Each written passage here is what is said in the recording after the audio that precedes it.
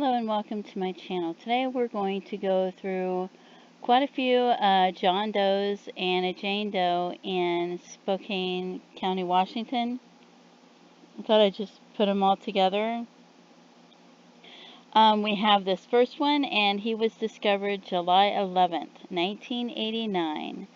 Estimated date of death somewhere between 1 and 8 weeks prior to that. So between May and July of 1989. Suspected homicide. They don't have his age. They said 30 to 60 years old is his estimated age. Height 5'5", 150 pounds. It says there was a possible tattoo in the middle letter. You can't really see it. So they think it's Rich, R-I-C-H, but they're not sure if it's an I. And then you don't know who that could be. It could be his son. If he had a child, it could be a loved one or a friend that died. You know how, so I don't know. And the tattoo was not professional, and it was located on the left lateral bicep region. And then there's his shoe, but I can't zoom in on it. And I think there was supposed to be a shirt and a cross pictures, but they're not there. So he had a dark colored pair of high-tech brand boots that were size 7, a pair of bluish colored socks with white trim, light pair of denim jeans, a long-sleeve button-down shirt that was frayed along the lower waist area, and a t-shirt that had gray and maroon horizontal stripes, a white metal necklace that had a yellow metal cross pendant. The clasp of the necklace was defective and was held together by a paper clip. So they found the victim. He was floating in the 9-mile region of the Spokane River, northwest of the city on July 11th. It's not known how he may have come to be in the river. There was a skull fracture and other bodily injuries which were highly suspicious for homicide and very possible to have occurred before the body got into the water, it says. And if you have any information, there's a phone number to call. And then we have the next one. And they have pictures, even though it says he was not recognizable, so I guess it's the artist's rendition of what they believe he would have looked like, maybe by the skull. They discovered him, they discovered him July 3rd, 1989, and he died 1 to 3 weeks before they discovered him. So that's, June, probably in June or July 1989. So they died pretty close to the same time. They believe he was murdered. So, and there's photos of his tattoos. He's got some nice tattoos there. They believe he was 40 to 65 years old. He was 5'6" to 5'7". They don't have his weight. There's the tattoos. One was on his right biceps region. One was of a green, black, and white, appeared to be a snake design. It looks like a rattlesnake. Tattoo number 2 was located on the right forearm and was of a snake. Oh yeah, I don't know if that's tattoo 1 or 2 right there. A tree branch with green leaves. Oh, that's that one. And an animal head that is possibly a panther. Tattoo number 3 was located on the forearm. Is an eagle, a portion of a treetop, and a mountain in the background. So, a pair of bluish-green slacks with elastic waistband. The victim's body was unearthed by a bulldozer at a county dump site in the Northside landfill July 3, 1989. An employee at the dump was moving dirt with a bulldozer and noted what he thought to be a human leg in the debris. It is not known if the man came to the dump via a dump truck from another location, but this is suspected. The location of the garbage being moved that day had been brought into the dump 2 to 3 weeks prior. And there's a phone number if you have any information. And then we have Jane Doe, and they found her June 20th, 1984, and they believe she just died 1 to 2 days before they found her. They said she wasn't recognizable, partial remains with soft tissue. She was murdered, somebody stabbed her to death, and they believe she was 16 to 35 years old. 5'3" to 5'7". That gives you quite a distance with the height. 130 pounds. I don't know how you get that weight if you're not sure on the height. Possibly blonde hair. They're not sure. They believe she was relatively thin. She had bore at least one child. She had a 1.5-inch oval horizontal scar on her left kneecap, a faint 1/4-inch scar on her right knee cap. Didn't they just say that? Oh, I don't know. I think they said that twice. And an oblique scar on her left arm that measured 3.5 inches in length. There were 2 prominent moles noted on the front of her neck. She had stretch marks on her abdomen and breast. The radiologist noted that there was a spina bifida occulta in the sacrum at the S1 segment. I don't know what that means. There are unfused something at the transverse process. I don't know what that means either. You can pause that and read it if you want to. It's over my head. So they've got some of her dental information.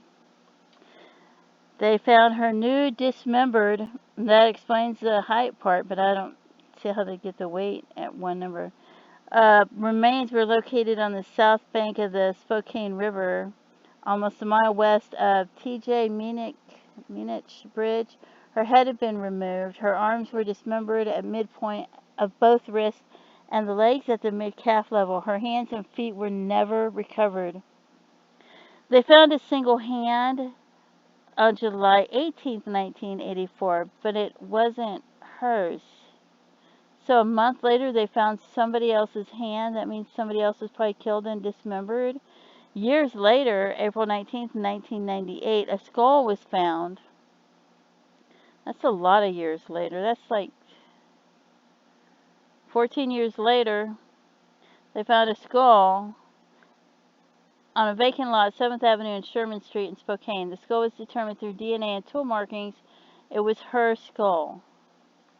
So somebody probably kept her skull and held on to it, and then got rid of it later. Wasn't there a killer that used to kept one skull and buried it behind his bedroom window or something? Okay, so this is an unidentified male, John Doe, July 14th, 1981, Spokane, Washington. Partial skeletal parts only, blunt force trauma to the head. 40 to 60 years old, 5'8", 150 pounds, light brown with some graying, short hair, long wool type overcoat with large front pockets, black leather coat with letters Klene, handwritten in ink on the interior label. And that's the last name of people that live in that area, I believe. So, and J.C. Penney shirt, but he could have gotten it at a thrift store, so I don't know. Big Mac, 100% cotton, size tall, extra large, 17-17 and a half. Lace-up boots, mid-calf high. Small coin bag with metal clasp. See the photo?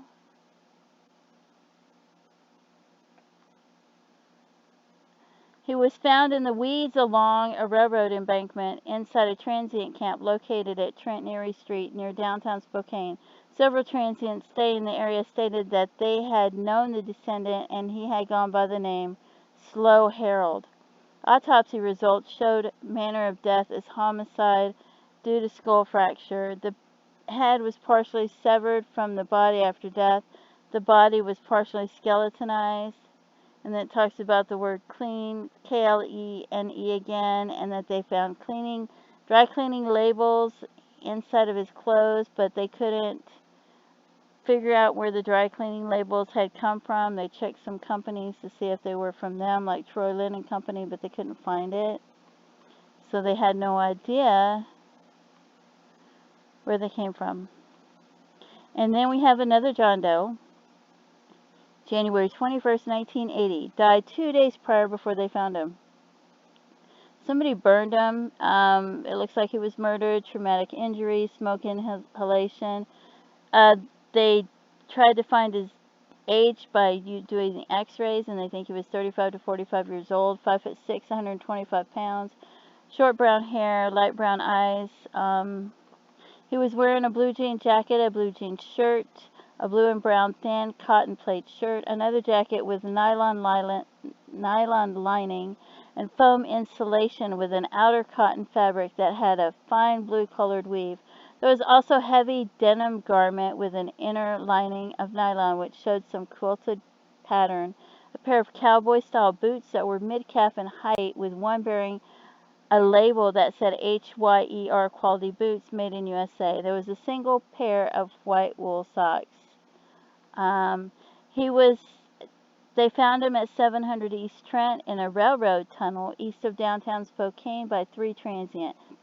He was curled up on his left side and his torso was extensively burned. He had head trauma and multiple fractures, apparently inflicted prior to be set on fire. It's thought that they don't know. They think maybe he was a transient.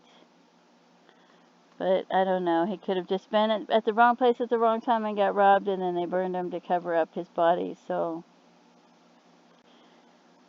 and then we have another John Doe, January 27th, 1978. And he was also burned, and they don't know his age, between 20 and 70 years old. They're not sure what color he was, but maybe white. He was 5'6", 130 pounds. Brown hair. They don't know his color of his eyes. The left index finger was remotely amputated. Medical examination revealed that he had an appendectomy, liver disease, cirrhosis of the liver, alcoholic hepatitis, and degenerative joint disease of his lumbar spine. He may not have known all that. He should have had dentures. He was located after a fire broke out in the Cadillac apartment building located above Grubstake Restaurant at 228.5 West Sprague in Spokane. I guess the building was frequented by transients looking for a place to stay. It caught on fire and he didn't get out, so he died, and they don't know who he was. And then there's another one, and this says the tattoo reads BS, but doesn't that look like a 5 to you? I'm telling you, that's a 5. That looks like a B5. I don't see that as an S at all. They found him September 2nd, 1971. He died 2 days before that. I don't know why they don't have a picture of him. Oh, he drowned, that's why. They believe he was 45 to 60 years old. And then it talks about the tattoos. They took his fingers and sent him to the FBI, and they couldn't find any matches. And then they returned him to the coroner. That's creepy. The victim was located September 2nd, 1971 in the Spokane River, just west of the Division Street Bridge in Spokane, Washington.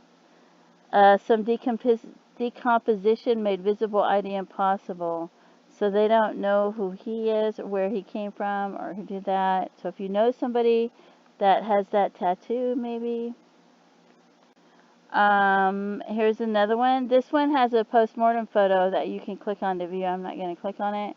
They found him May 15th, 1971. He had died the day before. Natural causes, 55 to 70 years old, 5'6" to 5'8", 145 pounds. He had a tattoo on his right forearm, but they think it was a name, but they couldn't read it, and they don't have a picture of it. Long brown coat, rust-colored shirt, green trousers, black shoes, and a gray hat.